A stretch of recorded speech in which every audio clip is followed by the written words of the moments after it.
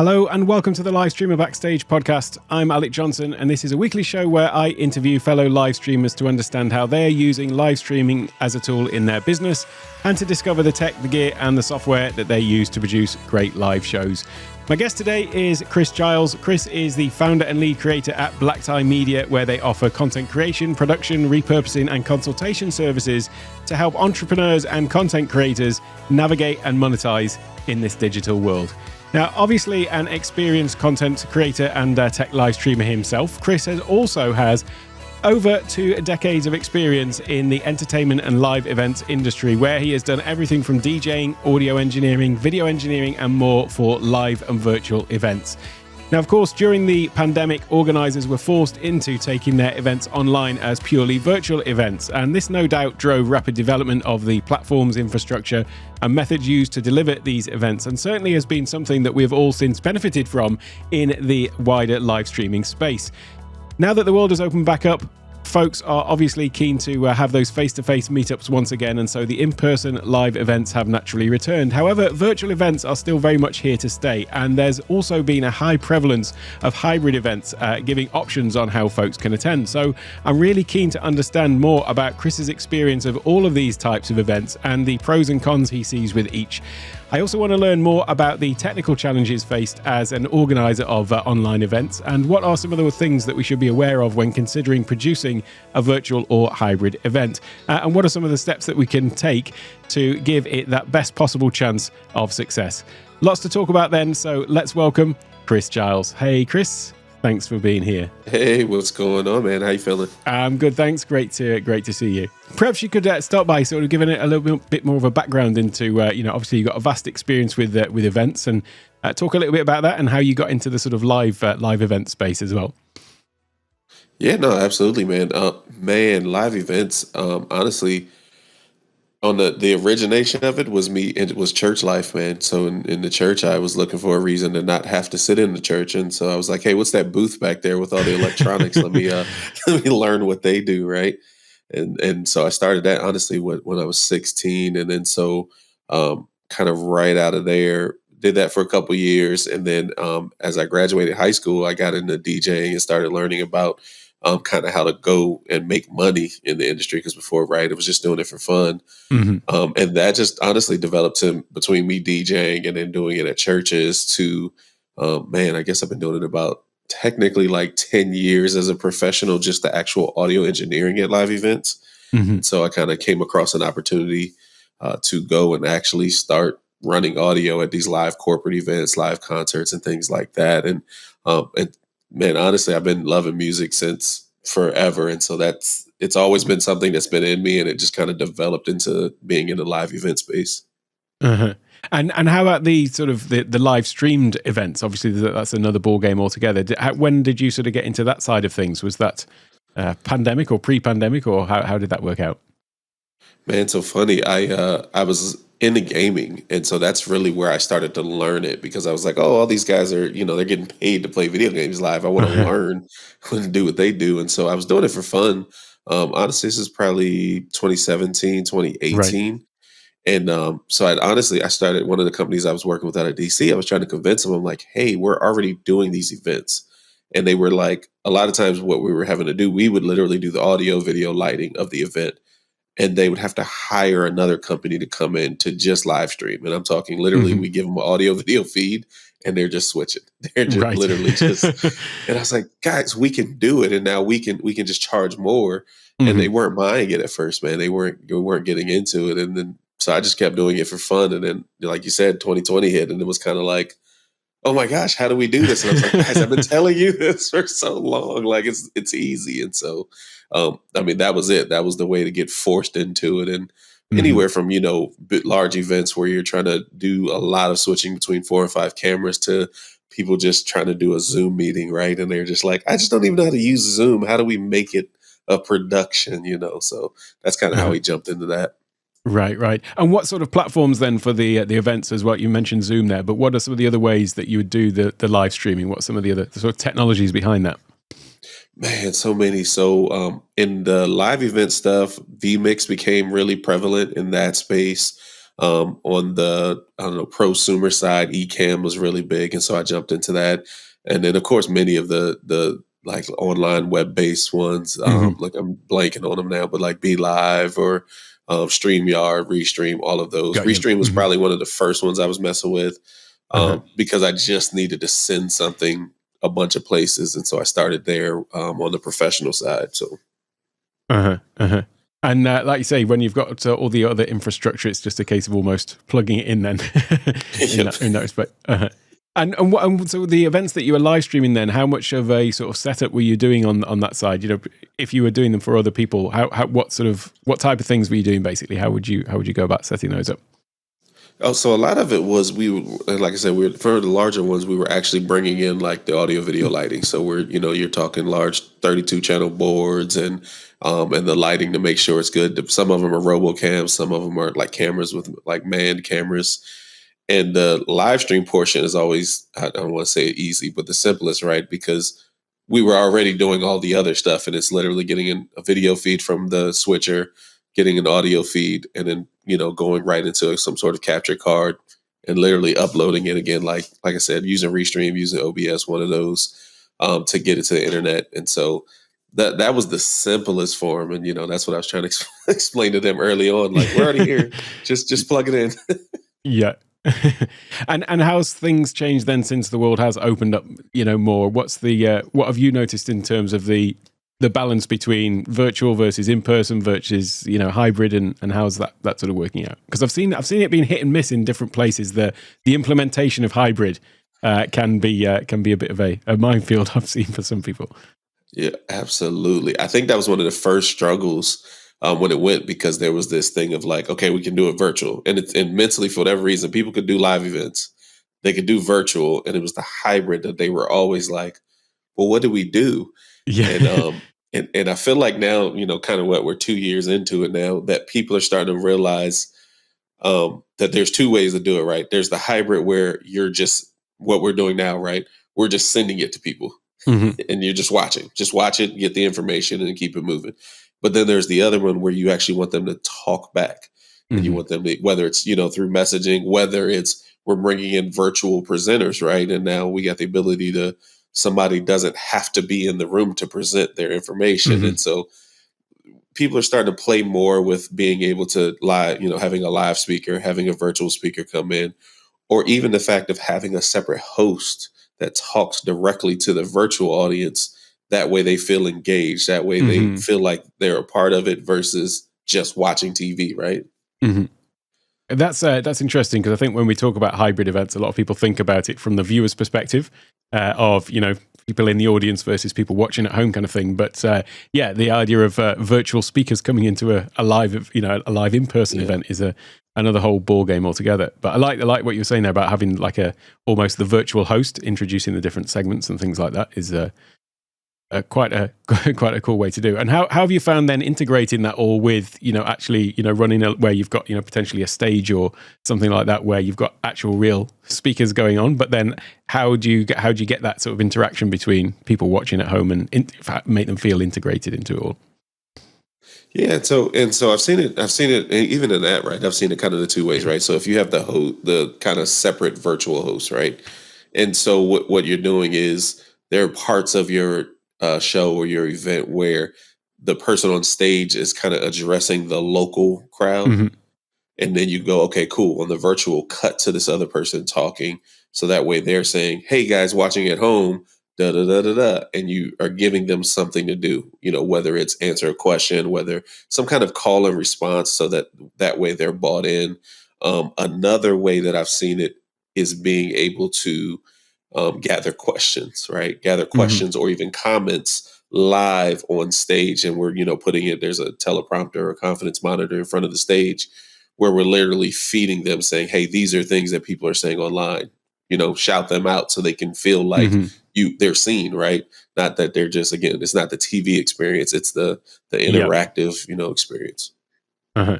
Yeah, that's a cool way to make people feel sort of integrated into it all. And what would you say in terms of like, have you found in terms of like, I suppose the numbers of people that are attending, have you found that in the events that people have been sort of raring to get back to the in-person ones, or have you found that there has been a difference? Because I know for me personally, I used to spend a lot of time traveling and going to various different things. And now I've realized that, oh, you know what, I can actually just stay at home. And for me, that suits me. I'd much rather be at home. Has there been like a flood of people coming back, or have you noticed numbers sort of dropping in the in-person stuff? You know, it's interesting. I feel like the numbers overall for the event are growing because you kind of get one, not once every there's a whole group of people that were itching to get back out. And so when the event came, they're like, I'm there, let's go. And so you're still putting, hundreds of people, some events, thousands of people in there live. But now what you're doing are getting the people that always wanted to come but couldn't, whether it's a money thing, whether it's just a travel thing, right? How far it is, whether it's a schedule thing, right? I can't leave Thursday to come, XYZ. And so now you have more people because they're all the people that were going to come anyway. And now you given them an option to, join online. And so I honestly, my personal thing is that's a huge piece of it. Like I try to pitch it as every event should be hybrid at this point now, where we are in this day and age. Every event should be hybrid, Well, I know I've attended things that I would never have attended before because, like you say, they're now hybrid, and I'm over here on the other side of the world, and I can now attend events in the US that I wouldn't have been able to before. So, it's basically made the events almost global now that were local previously, really, I suppose. And it's opening up access. You know what I mean? Like, like you said, you don't have to get on a plane. You're like, oh, I can at least be a part of it. And then, when you get that two-way interaction, right? People get to see your face, and whether it's just the icon or whether there is some video portion, you still get to interact and feel like we know who that person is on the other side, right? And how have you noticed that I talked in the intro there about like the technology changing, and obviously everyone having to go on live drove, massive changes in infrastructure, in technology, in software. I know there was huge improvements made over to Zoom when suddenly the whole world went on it and realized there was all these holes in it. So what are some other areas like that where you've seen that there have been these, accelerated development of platforms and gear and things like that? It's fun. I think the what do you want to say? The ease of use. I don't know if that's the barrier of entry. Let's use that term, right? The barrier of entry has dropped dramatically. Because let me be perfectly honest, even in the front end, when I was like trying to get involved in streaming before all this happened, I had never heard of Ecamm. I had never heard of vMix. Like OBS was it. And I think maybe Wirecast. I probably had heard of Wirecast, but I'd never used it because it was kind of costly at the time, right? And OBS, again, was free. It took a lot of work to learn how to use it, but once you learned how to use it, it did exactly what you needed to do. And I think like, again, vMix is still a little more complicated to me, but like an Ecamm or even like all the web-based ones we talked about earlier, like it literally all I need is a connection and a browser, and I can live stream whatever content I want to, stream. It changed the game, and it allowed more people to be able to spread their message. You know what I mean? Yeah, I mean, there has been just an explosion in all of these different platforms. And I think when Doc was on the show, Doc Rock, and he was saying that, beginning of 2019 or end of 2019, there was only like 1,000 people in the Ecamm Facebook group, and now there's 20,000. So there's certainly been an explosion in that and all the other platforms as well. So it's certainly opened up, and obviously all these extra subscriptions all go to fund further development of the software. So, and so you mentioned OBS. Did you use OBS previously as well, or is that something you dabbled in? Because I think I know a lot of people start with OBS. They usually migrate to something else eventually, but yeah, that's what it was. I started with OBS because that was hey, what's the free thing to get started? Because again, when I started, I was just trying to stream video games online. I really didn't have a paid reason to do it, right? I was hoping to, maybe somebody would pay me on there, right? And it was free. And then there was, tutorials all over, like, all right, cool, we'll figure this thing out. I consider myself tech savvy, right? And so that's what I jumped in. But like you said, once it came to light, like, okay, this is, it's the ease of use is taken away, right? I can't just think it and do it. I have to like go find the app and find this and download this. And it was just, again, same thing. Stumble across Ecamm, stumble across vMix and go, oh, these things just do it. They just work. I'm Yeah. gonna just pay them, and it just works.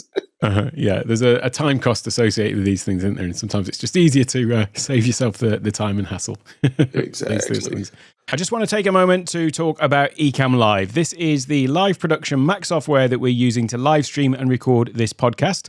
In my opinion, it is the best live streaming and recording software on the market today. So what exactly does it do? Well, essentially, it allows you to control the content that you're including in your video, be it a live stream or a recorded video. And you do this by building out different scenes that contain the content that you want to show. This content may be a feed from your camera, or indeed multiple cameras, or you may be sharing a screen, which is what I do a lot of in my tutorial style videos that I make for my Take One Tech YouTube channel. You can share the screen from a second computer, or maybe even a gaming console if you are a live streaming gamer. And just as we are doing in this podcast, you can also bring in guests using Ecamm Live's built-in interview mode, where guests can join from a browser and you can then incorporate their video and audio into your production. Finally, you can add all kinds of additional graphical and animated overlay elements and even movies to really add a level of branded professionalism that would be hard to achieve in any other way. The real magic happens though when you hit that record or go live button, because then you are able to seamlessly switch back and forth between all of the scenes that you've created. And indeed, this is how all of the videos have been created for my Take One Tech YouTube channel. And the reason it's called Take One Tech, by the way, is because all of the videos are made in one take with no edits. I just hit record, make the video, and as soon as I hit the end recording button, the file is there and ready to be uploaded straight to YouTube. What I love about Ecamm is not just the ease of use that it has when compared to other live streaming software, but also the greater flexibility it gives in terms of layouts and designs that you can create for your shows when compared to some of the hardware streaming solutions. And one thing that makes Ecamm great specifically for podcasts is the fact that it has the ability to record isolated audio tracks. So once we finish recording this podcast, I'll have a separate audio file for me, my guests, and any other audio tracks that have been a part of the recording. That makes the editing and repurposing of the content for the podcast so much more streamlined. It does have another little trick up its sleeve though, and that is its virtual camera feature. This allows you to take the video output from Ecamm Live straight into communication apps like Zoom, Microsoft Teams, Discord, and so on. This means that rather than just appearing in Zoom meetings with a regular camera feed, you can now show up with all of the amazing production values that Ecamm Live gives you and deliver that straight into your Zoom meeting. And trust me, when you rock up to a Zoom meeting with Ecamm, the other participants will be truly amazed. So whether for live streaming, recorded video content, or to level up your Zoom game, I highly recommend you give Ecamm Live a go. You can get a free trial by going to takeonetech.io/ecamm. That's ECAMM. takeonetech.io/ecamm. And of course, you can find a link to that in the show notes as well. You will certainly not regret giving it a go. Now let's get back to the show. And in terms of then, like, as well as obviously you do the professional live streaming for, you know, other people and putting on events, how is that translated over into your own stuff? What are you doing in terms of live streaming these days, as well as, are you still doing the gaming stuff, or what else do you do? I was doing a little bit of the gaming stuff for fun, but a lot of it, honestly, is kind of what we're doing now. It's become this conversational thing. It's become the podcast style conversation. And so, but it changed. I always say when you're in production, it taints your view of the world. And so Right. what it does is, right, like what you have now, right? You got the lower thirds with the names, you got the ticker running with the information, like those kind of things. Like when I first started and didn't, not even in production, right? It was just like I got a video up and then I got a little video inside a big video. Yeah. But then once you're in that production world and you're in that live event and you realize you need lower thirds and you need name graphics and name cards and kind of all this stuff. Now, when you come to live stream, even when I was doing like a simple, in my head, a simple video game thing, I'm like, no, I need this and I need it to pop and fly and, and so it taints you, man. Yeah, well, that can be a blessing and a curse. I think it's good to have high standards with these sort of things. But if for me personally, I'm talking about, it can be I haven't got my recovering perfectionist top on today, but it can be a rabbit hole that you go down sometimes. For me personally. And so, where do you primarily stream then? What are your sort of the platforms that you use, like personally, but also for when you're streaming events? Where do you find is the best platforms to use for that? Yeah, for sure. So kind of it ends up being two different worlds. So I'll start off with me personally. Kind of my top platforms right now, I stream to Amazon Live, doing content over there. And then I was kind of if I'm doing like a YouTube stream, I'll generally honestly just live stream to Twitter, to Facebook, even though I'm kind of concentrated on YouTube. Got you. So that's for me personally. On the event side, those kind of change up based on who you're talking to. And a lot of, honestly, it's funny, you have the conversation. A lot of them don't even know where they want it to go. They're just like, we Right. just want it streamed. And you're like, Stream okay, somewhere. where? Yeah. So a lot of times, honestly, we end up using Vimeo because they have a really great like pro package where you can kind of like, um, sometimes you can paywall it, but you can kind of keep stuff behind a password. So people have to sign up to see the Got content. you. And so for paid corporate type events that we've been using that a lot. Mm-hmm. And how about the sort of repurposing of the content as well? Because I've seen people do where they call it a hybrid event, but actually it's a live event, and then they'll do video replays after the fact. And I don't really think of that as hybrid, although they sometimes call it that. I think that's a bit cheating, really, because you're not actually getting to be there in person. But yeah, what are some of the ways that you would work with people to help them, once they have done their event, ways to repackage that or package that up after the fact as well? Man, that's funny that you bring that. That one of the things that we try to tell people is like, one, record everything. That's just me. That's the content creator in me, right? That's not even the event production, right? That's like, hit record. You already got the camera, you already got the lights, right? And so one of those things is that, right? Is and I laugh with you when you said it's kind of cheating to call it hybrid, because it's a after the fact. Hey, you can buy post tickets, or you That's can it. get. If you remember some of the old events, though, right? You could pay for the USB drive to get the audio to listen to later. But it's that, right? We got the video. Hey guys, you can actually either charge a higher ticket, a VIP ticket, right? Add $100, $200 on it, or you can sell it on the spot and go, hey, did you miss some of these breakout sessions? Did you miss this? We recorded it all. Here, it's going to be up behind this paywall, and you get access to it for 60 days, 90 days, a year, whatever that is. And so that's one of the things that we kind of talk them into. Is that's one piece. The other piece is in the recording, making sure that you're repurposing some of that, because the idea is we're assuming that you're going to have another event, right? And so to repurpose a lot of that content for social, that way you're promoting what you did. You're not giving away the sauce, right? You're giving them a little something to nibble on, and then go, hey, guess what? Either A, you can buy the stuff behind the paywall, or B, you can come to the event next year. And so I think that's those are kind of the couple things that we try to talk about it on the front end.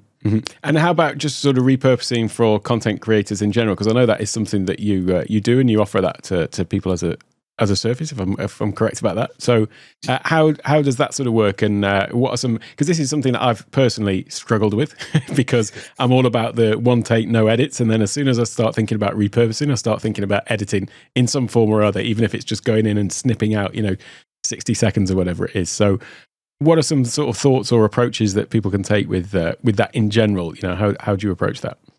Yeah, no, absolutely, man. One of the things that I say teach, or the message that we try to get across, right, is because generally the audience that are following me are business owners or coaches, and a lot of them are solopreneurs, or there's only, they got a couple contractors. There's not a bunch of them, right? And so the idea is, how do you create the most amount of content in the least amount of time? And so for somebody like you're already creating content. And so what I go is, hey, you're already spending, and I don't know how many shows you're doing a week, right? But just say you're only doing one a week.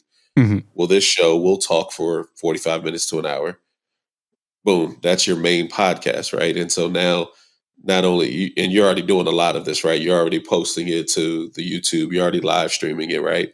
Then you're also taking the audio, putting it on the audio platforms. What I then also suggest is you go back, and now you have the ability to, we've kind of touched on a couple of different subjects. And so you knew whether the questions are written, or whether after the fact you go, hey, we talked about these three things.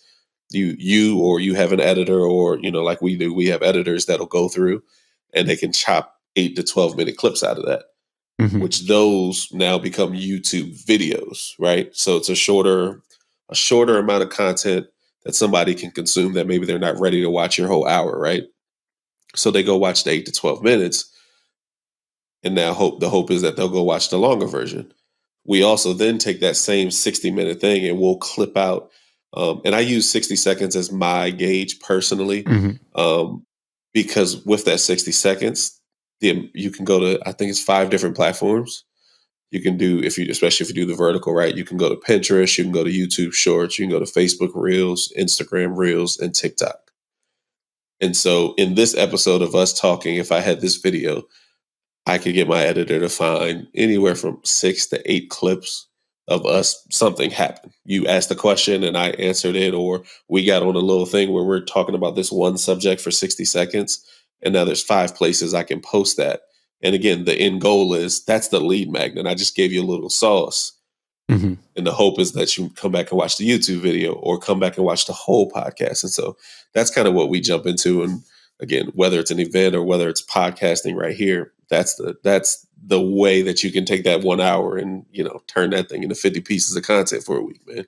Mm-hmm, mm-hmm. And how have you found the sort of the conversion rates? Have you done much sort of tracking to that to see, how many people I know from personal experience, I will see people on wherever it is, TikTok, IG, wherever. And then if the content looks interesting, I'll go and check out the longer form stuff. Have you got any sort of anecdotal sort of indication as to what the sort of success rate of those kind of things is? Man, I think the hardest part is what I would compare it to. It's one of those things where I compare it to, old school media, right? TV, Mm-hmm. the commercial. We have no clue that you saw the Ford commercial and you went and bought a Ford truck. Got you. Mm-hmm. But the idea is more people saw it. And so more people realize, oh, Ford, they think about Ford. And Mm-hmm. that becomes a thing because honestly, there's no way to connect, especially like say an Instagram reel, right? Yep. Even if somebody watched this clip, there's no way that we know that they watched this clip and then click the link to see the full sure. episode. Mm-hmm. We can get an idea that, 100 people clicked the link in our bio and went to watch it, but we don't know, was it this clip? Was it the clip from the episode last week? Because he was more interesting. Like, you know what I mean? And so I think that's one of the hard parts in selling it. Uh-huh. But I think what we understand is that in this marketing world, it's all about eyeballs. And so the more eyeballs you get, the idea is that you're giving them, you're putting them somewhere, you're leading them somewhere. And so that's kind of what I lean into on that part. Uh-huh. Uh-huh. And in terms of like the other sort of consultation stuff that you do with people, with content creators, like what are some of the ways that you help sort of coach people in that respect, aside from just the repurposing stuff? So the repurposing has been the big thing now. Where I kind of jumped in originally was helping creators realize that they can make money. Because you meet so many people that don't even realize that they're just, they're doing it for fun. And it's fine if that's what you want to do. If it's a hobby, cool. I'm just a guy that I would love for my hobbies to pay. What we were talking about earlier, right? I was playing video games.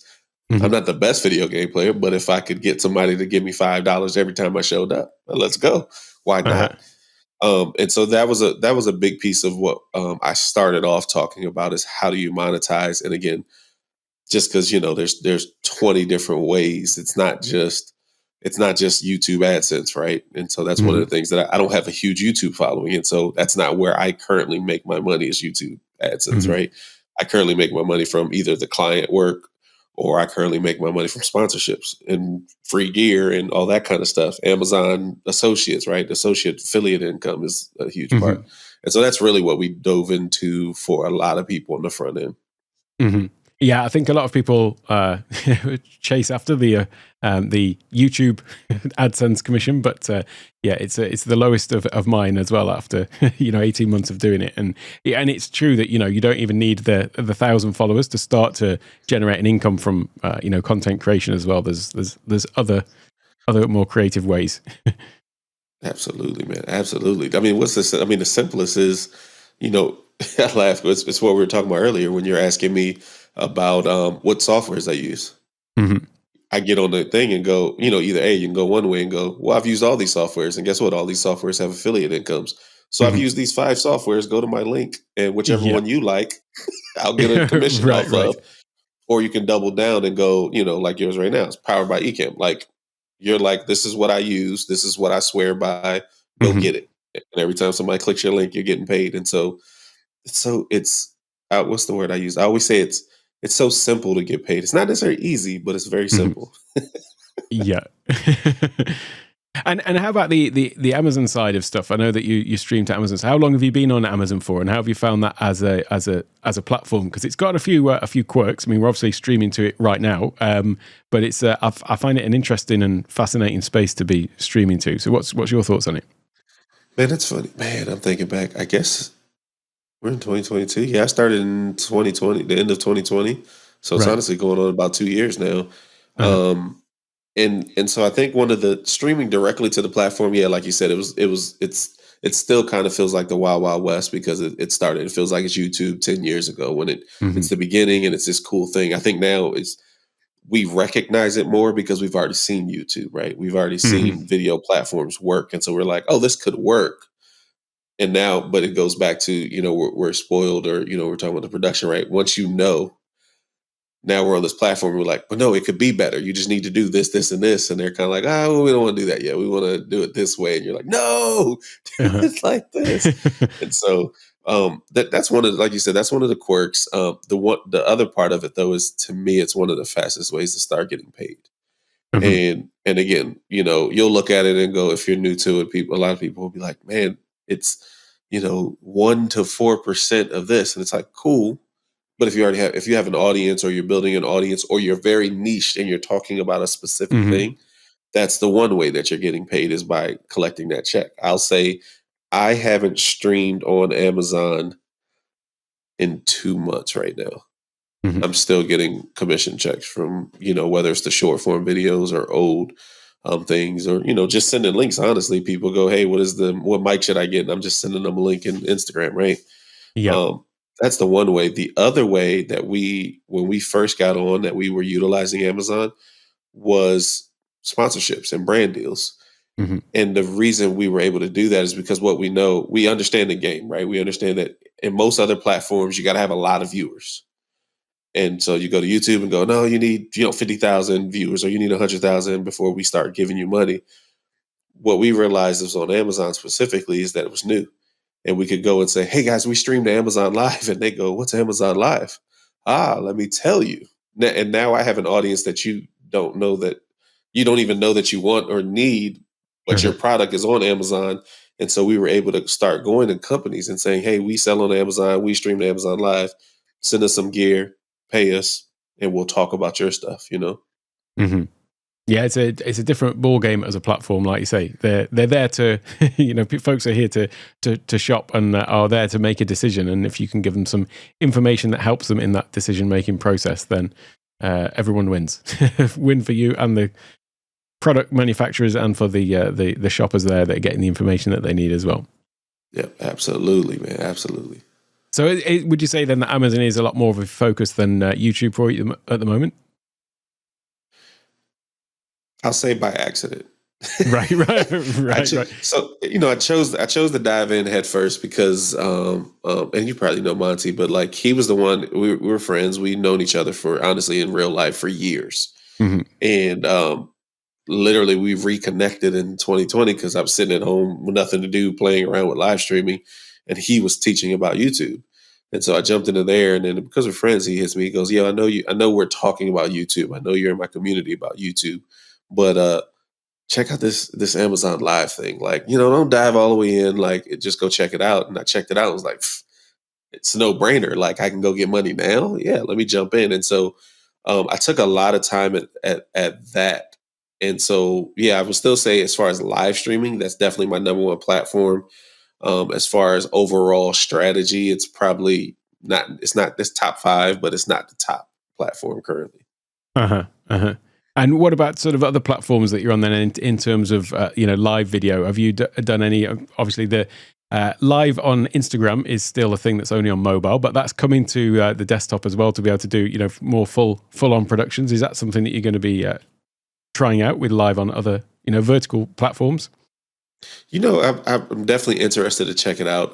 I think that was the one thing that kind of held me back from really diving into, a TikTok or Instagram, is because I couldn't use all the gear. Like, I have all this gear. I Right. feel weird that, like, I have all this gear and then you want me to take my phone and record on my phone. Like, it Yep. just felt weird. And so I think I'll dive in and give it a try. Because also too, right, we understand social is that when that becomes a thing, there's a good chance that that's going to get the bump. And so we can get some extra viewers and some extra eyeballs because they Mhm. want to see if it works. And if it, they're going to push everybody there till it breaks. Uh-huh. So maybe a great time to jump in, right? Yeah, and especially if they start bringing more sort of live shopping to that sort of thing, sort of emulating the Amazon type of thing. Well, I suppose Amazon are only emulating what's in. I mean, I'm in Southeast Asia, and over here there are so many, live shopping platforms, and lots of them vertical as well. So Lazada is kind of like one of the big Southeast Asia sort of Amazon equivalents, if you like, and that's all about the live vertical video shopping experience, but I'm not quite on board with it as a viewer yet either. But it's interesting to see the development of all of that. But it's funny because the whole live shopping thing, like when we came across Amazon, it was just like, oh, that's interesting. But then we forget, like, how many years, like we're grown now, right?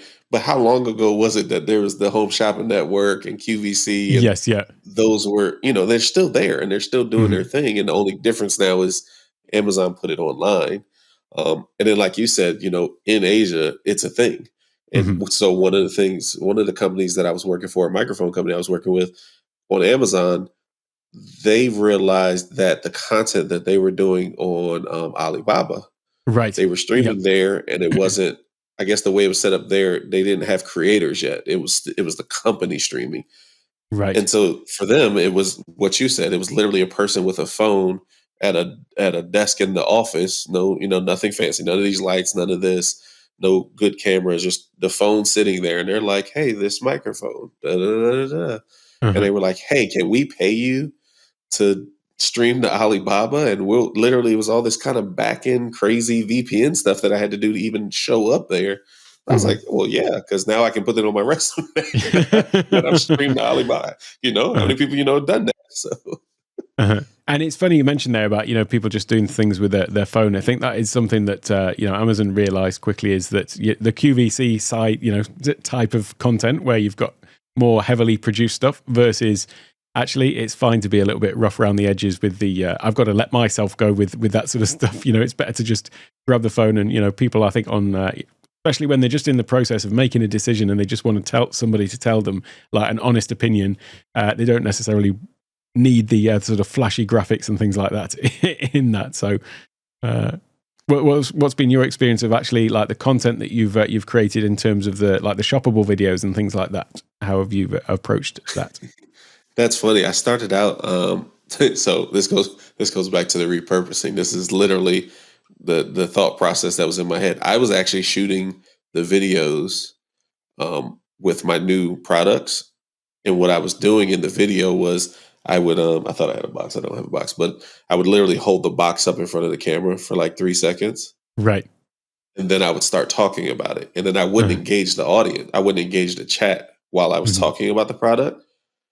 And then I would hold the product again at the end when I was done. And then I would go engage the audience. And what I was doing, and people didn't realize it in the beginning, is I was making my shoppable videos in my live stream. So literally I was taking a live stream. Now I can either myself or send it off and go, hey, every time I hold up a product, cut it, boom. Now that's a shoppable video. Got you. And I don't have to take the time to do it. And that's how I originally started doing it. And that's how I'll do it. Like when I get certain products, I'll do it that way. But like you said, one of the things I started playing with as we got back from I don't even remember where we were at, VidFest, Podfest, and we were talking to some other people that were doing really great in just those short shoppables, is they were like, I'm just taking my phone and recording, and then I voice it over later. And I'm like, what? Right. And they literally were like, hold up this bottle of water and just record it, and then go back later and just be like, this Deer Park bottle of water is whatever ounces, boom, and upload it vertical on your phone, because it's more natural and because people see it and go, oh, this is a person. Versus, like you said, the YouTube ones, you kind of expect those to be polished and put together. And it's like, oh. So I've been trying to do both to see if there's been really a difference. I personally haven't seen a huge difference in mine. I just, I get paid on both. So it's all the same. They're both working. Yeah. But it is true what you were mentioning earlier about, they're just sitting there then once you've done them. And so as a way to generate revenue. And I know that, whatever my current follower count is on Amazon, I think it's still less than 100, but I'm at over 3,000 on YouTube, but Amazon's still making more than YouTube for me as a creator. So yeah, don't bank on that AdSense revenue from YouTube. Exactly, man. I mean, I was thinking, my Amazon, I'm maybe at 500, if that. If I'm at that, right? 2,000 gets you to the top level, right? Yep. And I was like, I've made more money, there's the part of I made more money from Amazon, but then on the brand deal side, like again, Sure. I've had companies pay me to show up talking about their product. I'm trying to think. I got a closet full of microphones and electronics. I just got a box from I can't even remember the name of the company. That's good. Hopefully they're not watching but they got headphones and speakers and stuff now that I gotta, shoot this week for Black Friday. And so, at the time of this recording for Black Friday. And so it's like, it's, yeah, that's the hard part is because I really, really want to concentrate on YouTube because I know long-term, big plan, all that, it is a thing, but if I'm making money over here, it's hard to ignore it, Yeah, it's always hard to find that sort of balance between the different platforms and where to spend our time and split it. And how about sort of using the same content on both? Have you done much of that where because I'm still sort of figuring out my whole sort of strategy in this sense, to the stuff that I want to put on my YouTube channel versus the stuff that I'm going to put on Amazon. And in some respects, there's there is an overlap, but on other sides, my YouTube channel isn't really a gear channel. I don't do lots of gear reviews and stuff, so there's only a slight overlap. But do you do any of that stuff where you're posting to the two together?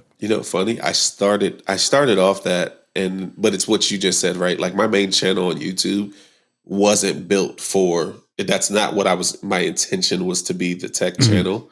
At least in that sense, right? It wasn't going to be product reviews and stuff.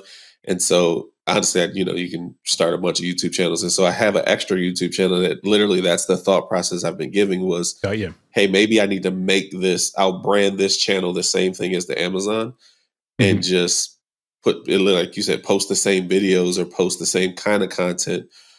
Because honestly, when I was testing it, one of my, I want to say it's actually my highest viewed video is a video I did on Amazon. I just happened to live stream it to both, and but it's the highest played video right now. And it was a product review on the Mayonocaster, which is or Monocaster, which is a cheap version of the Rodecaster. Yeah. But everybody wanted to know, and I was like, oh, man, I got views. And so I've been torn there, man, because I really don't want to do a tech channel on YouTube. Right. Yeah. There's so many people doing it, And how about the content that you do for Amazon? Because I've always had this feeling, right or wrong, and perhaps you've got more experience on the platform than me, but that whereas with YouTube, it's about sort of niching down and having a very defined niche. From my sort of understanding, almost with Amazon, it doesn't so much matter if you do mix and match products, across a broader range of niches, because more than likely people are finding you because they're on that product page, as opposed to people who are coming to your channel page to see all the products that you're reviewing. Has that been your experience, and have you ventured out from your regular niche? Yeah, so what I'll do over there on Shoppables, I'll do anything. Doesn't matter to me. Like it doesn't matter what the product is. It's not tech. When I'm doing live streams, I try to keep the live stream that I'm doing to the similar content. And so even if I do a non-tech one, I still like I want to say I did like an all video game one. I think I've done a book one or something like that. But what I try to do is I keep it in that thing because what I realized, and I'll say specifically for tech, this is what's shown up for me, is that if I fill my whole carousel with just tech items, even if, right now I'm using an AKG mic, if I had this mic in there and there's no other tech people on or anything, I'd still end up showing up in related products of that. And so I think one of the things is if I had a toaster in there and they show up at the toaster and then all the other products are microphones and they jump in there like toaster and microphones, they don't go together. And like, so that was kind of the one thing I was trying to think through of like, okay, microphone cables for this live stream. And then the next live stream, I can do something different, It's funny you say that as well, because what I have noticed is that there are people who do live streams, and because they're using, like now I'm using a Shure MV7. So let's say that somebody's doing a live stream about, I don't know, pet supplies, but because they've got this mic, they'll have that in the carousel. And so I often see, like, looking for tech stuff on YouTube, exactly what on Amazon, exactly what you've just said, that there'll be a live stream, but it's about like something unrelated to tech. So it works both ways, that as well, I think. Yeah, and that's and so what I was trying to do was, and this is somebody else was talking about it, I can't even remember who, but it was like trying to put in a thought process, right? Of like, if you were shopping for that microphone Mhm. and you, like you said, you clicked on it and they're talking about pet products and you're like, well, I wanted to ask you about this microphone. They're like, well, I don't really know. It's just a microphone I have. I don't really Yeah, know yeah. tech. And Uh-huh. you're like, well, that's frustrating. I'd rather be able to ask the question. Because like you said earlier, the point is trying to help people buy Yes, the yeah. thing that they're already there to buy, like just answer Mhm. questions. And so it's like, I feel like it's a disservice when you aren't niched, at least for that episode. Again, like Yep. overall, you do what you want to, but I feel like each live stream should be the similar stuff. So that way, when somebody jumps in, you actually know what you're talking about, right? Yeah, yeah. And when we were talking about tech, perhaps we could. I always like to check up behind the scenes. I mean, that's the whole thing of this, is to understand how live streamers are doing what they're doing. Perhaps you could talk us through a little bit about your sort of setup and what you use for your live streaming. We've got, for those listening on the audio podcast, we've got a nice picture up. If you want to come and check out the video, the link is in the description and the show notes. But what have you got going on your setup here? So I laugh, man. You're showing the picture. I got to say, R.I.P. to that computer that I once knew that's under that All desk right. in that picture. Uh-huh. I accidentally party foul, man. I literally knocked over a brand new cup of coffee Oh no, nightmare. and it rolled off the back of my desk into the computer, and so Oh, ouch. it's gone. It's actually sitting on the desk. Oh, it's actually sitting on the desk behind me in pieces. But Uh-huh. so that was that computer. So that was the Alienware. So right now I'm running a Dell gaming laptop. Uh-huh. What else I'm looking at the picture. I run three. Well, originally I was running three 32-inch monitors. Mhm. Currently, I'm only running two, and then the laptop screen is as a third monitor. Got you. Sony mirrorless camera, so I'm in a A6100, Uh-huh. which is amazing. Honestly, I got it because it was the one that everybody was like, "Oh yeah, you got to get it to get this crazy bokeh effect," and Right. So I went ahead and did it. Look at there, Stream Deck. Oh my gosh, if you don't have a Stream Deck, I don't know, like for live streaming, for editing, whatever it is you do, Yeah. like that thing is a game changer. Um, so I I say love that that. on every episode, that this is what somebody will always talk about, the Stream Deck. And I say, I just have record my little soundbite of it. But it's the one thing that, like, when I got into live streaming, this thing has like opened up like a whole new area of my life of productivity that I just was completely oblivious to, and it's just transformed everything so much further afield than this just the live streaming and switching cameras, which is what I thought I'd be doing with it. Yeah, no, dude, like I can't talk about that thing enough. I wish they would give away checks because I could definitely get paid talking about their product. Yeah. But Yeah. yeah, that's a game changer. That look, what else is in the picture? Oh, I got my speakers in the picture. They're actually some. I forgot what the company's called. They're Oh, called iLoud. IK Media, IK IK Mo Molded. Yeah, Hmm. them. I feel bad. Hopefully they're not watching right this second because I definitely forget. But yeah, that was something that they sent over, and I got to test out. And honestly, they sound amazing. And so again, I come from the music background and production, and Uh-huh. so I have like huge, 5-inch like studio monitors, some JBLs, and some KRKs. And the problem was this desk that I'm using. Like, look, all the stuff, half the stuff in this picture is free. This desk that I'm using, it was my first standing desk, and the problem was, as you can, if well, you can't see the picture, everybody, but like it's a 59-inch or 60-inch, and so it's not wide enough really for the three monitors, and so there's Got you. nowhere for me to put the big speakers. Hmm. Hmm. And so the iLouds are perfect as far as space, and they sound amazing in comparison for their size. Like you wouldn't think they look like little computer speakers, but they're not little computer speakers. Right. I can still mix audio on them, so those are amazing. I didn't actually realize they made speakers. I've got one of the, I've not got it in the carousel on Amazon, but I've got one of their little, these things, the little iRig, little mobile condenser mics. Really cool. But yeah, I didn't realize they made actual speakers as well. I cool. Didn't either. It showed up as a surprise with the, very nice. I was using, what was it? I was on Clubhouse, and so I used the, I don't know, I can't even remember, but the adapter that lets you, the iRig. Yeah. Mm-hmm.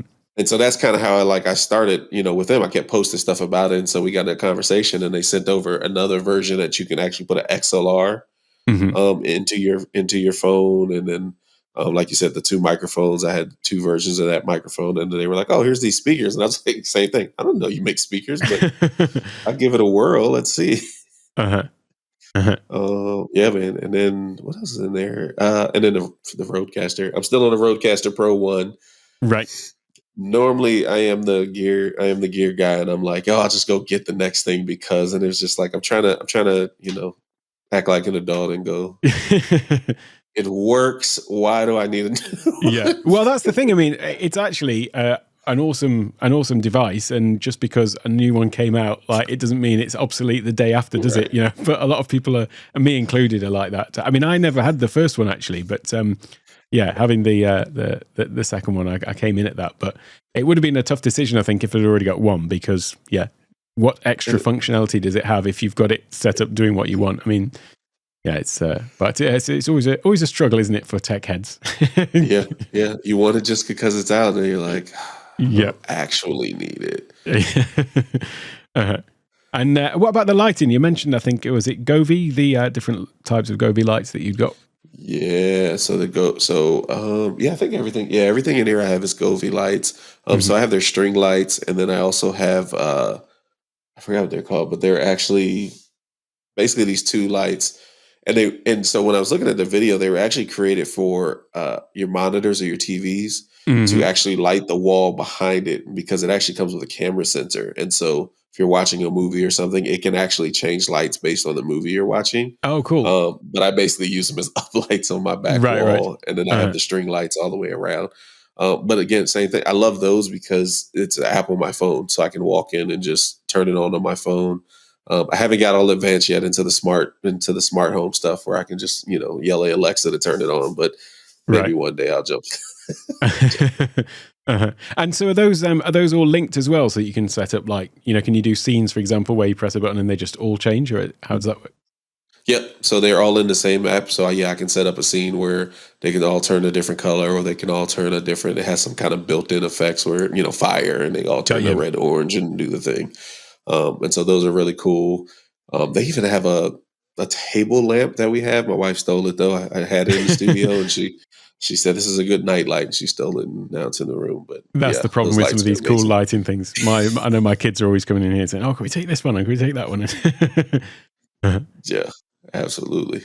And what's the mic you're using, or what's the regular mic? I've got to do it. So I know you're using a different one today, but so my normal mic is the mono mic. That was one of the companies that was one of my first sponsored mics on Amazon. I have a ton of their gear, and the reason I kept using it, honestly, is because I got it shortly after I started on Amazon Live. It was a $60 XLR microphone, and it sounded like a champ. And I was like, but one of my things is I'm going backwards, right? Because like you said, we're the tech guys, and so we always want the new thing and all that. But I was having a hard time teaching other people you don't need it. Right. Because I was buying the new thing. They're like, well, you got it. And it's like, well, you don't need it. I'm just buying it because I'm just me. And so I started going backwards. Even on my content, a lot of my content now, aside from like live streaming, I created on my phone just to prove that you can do it for free on your phone that you already have. And so that was my main microphone that I was using for a while. This current one is a AKG P220. This microphone I've had for years, and it's a microphone that I actually had for like recording. I was actually trying to, when I was recording out of my house, I have artists come through, and this was the microphone I used for it. So it's like a large condenser. But honestly, recently we got into the MV7 X. So I guess it doesn't have the USB function. It just has the XLR. But again, Monty, we're on a live show that we do Monday through Friday. And so we went to Virginia Beach a few weeks ago to do our conference. And so we were doing the podcast live, and Shure actually sponsored the conference. cool. And so they sent us all MV7Xs and then Shure headphones. And so that's what that's the mic. It's in my car because I took it on travel. So I just forgot to get it out. But yeah, that's what I'm using now. I mean, I love my MV7. This is not the MV7X, but the MV7 with both the dual things. And this was I actually had Laura Davidson on from Shure.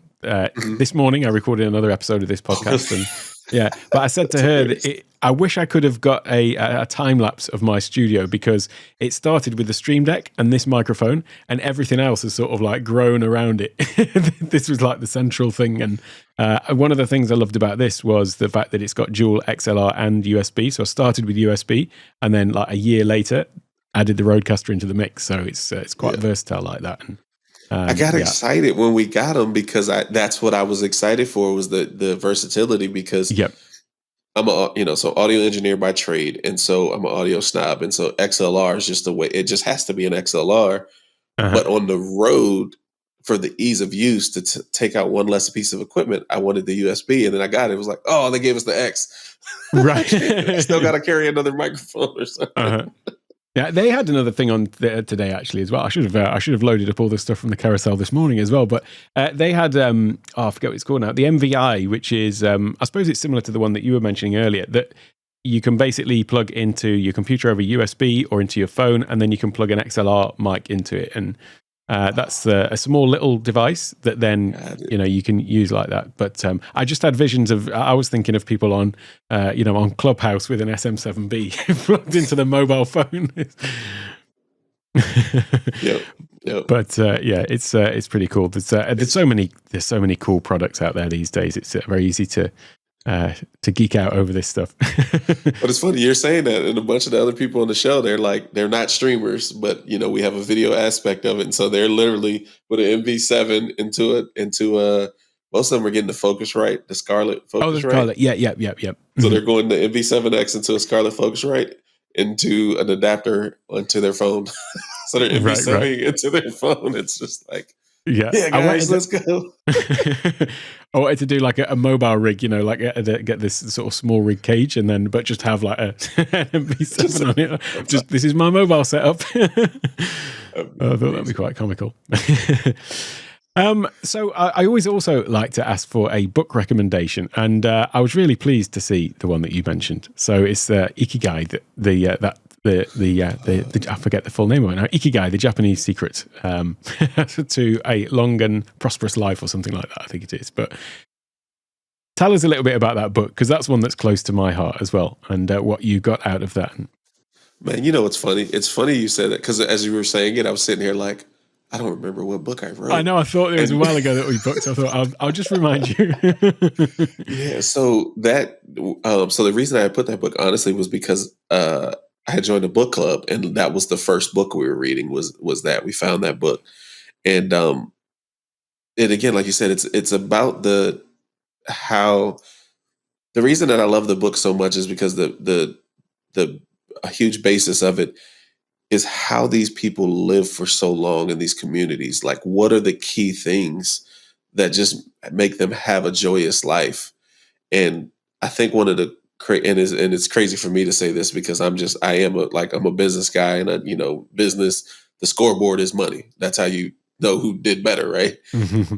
But to read the book and to understand that a lot of these people that are living into their hundreds, it was just simple things of life. It was community and eating right, and just working out, and not these crazy fad diets and all this stuff. It was just like, we're just waking up every day. We're eating the food that came out the ground, and we're going for a walk with our family every day. We're just having good communication. And I'm just like, it's that simple. Mm-hmm. And like, that's why that book was so good and so impactful to me. Because it's also one of the only books that I've read, to me, in my opinion, that's that style. Most of the books I read are like business books, like how to get money, how to think harder, do better. It's always that. And very formulaic sort of this was process. Like, just chill. Just chill. Be positive. Like, it's a good life. Uh-huh. Well, we're getting close to the top of the hour, and I don't want to keep you too long because I do appreciate that it is exceptionally early in the morning for you there with the time zone and everything like that. But before you do go, perhaps you can talk a little bit about the services that you offer, because I've got your I can pull up your website. So I've got both websites up. So there's obviously your Chris P Giles website, but then also Black Tie Media. So tell folks a little bit about how you can help on both of those fronts with live events and with their content creation. Yeah, no, absolutely. So yeah, the two sides again, like you said, are live events. So if you're trying to plan a live event, whether it's a corporate event, galas, like literally any kind of live event that needs any sort of technical aspects, we can handle the audio, video, lighting, live streaming portion of that. And so we try to, if it plugs into a wall, generally we can take care of it. And so we just try to take the ease out of it for you. On the other side, on the creator side, and some of that is content. I call people, I use the word creator very, very largely, right? Like it's not just the person that calls themselves a content creator, but Right. You own a business, you're a creator. And so what we try to do for you is take the ease of creating the back end. And so we can, start on the front end of coaching you into where we were talking about earlier, the content strategy that you may need that would work for you based on time, because my assumption is that everybody has limited time. And then the second piece of that is that we can actually handle it for you. And so we have podcast editors, we have video editors. We are going to be launching very soon, working on now, where we can actually manage YouTube pages. And so we'll actually manage the whole process from essentially we coach you on how to record it and capture the content, and then you send it to us and we'll edit all the back end audio, video, handle it on the YouTube, get it out to all the podcast platforms. And so trying to be a one-stop shop, man, for all of the content needs, Oh, well, there's a huge demand for that. There's a lot of people who are fine with actually starting to create it, but then, all of the other stuff, they just don't necessarily want the headache. So I can totally appreciate and relate to all of that. Absolutely. Any final words of wisdom that you'd like to leave folks with in terms of any aspect of events or content creation or anything like that? Man, I'm gonna go content creation on this one, and this is the thing. Literally, I try to say everywhere I go, every time I speak, and it's start now. Start now. Get the phone out of your pocket, because generally the phone in your pocket is probably no more than 6 years old. Let's say that, and anything that's 6 years or newer, you can go out here and shoot 4K and rock it and create content. And so, just start today and stop overthinking. That's a great spot to wrap it up on. So thank you so much for coming and sharing your knowledge, insights, and wisdom. It's been great catching up with you, and I appreciate it. It's really early in the morning there. It's almost Thanksgiving. So once again, thank you for making the effort and being up at this time for us. Absolutely, man. Thanks for having me. Cool. I'll chat again with you very soon. Well, thanks everyone for tuning in, and you can find links to all the places that you can find Chris at in the description, in the show notes. If you are watching on if you are listening, I should say, on the audio podcast, then definitely go and check out the link to watch the video, and then you'll be able to see the sort of behind the scenes shots and all of the stuff that we're talking about there, and give that a little bit of context as well. Thanks so much for tuning in. Thanks for watching on the live streaming in Amazon and LinkedIn as well. We stream there every time we record. So it's been great to be with you today, and great to have Chris here. And I'll be back again next week with another great guest and another great conversation. Have a great week. I'll see you next time.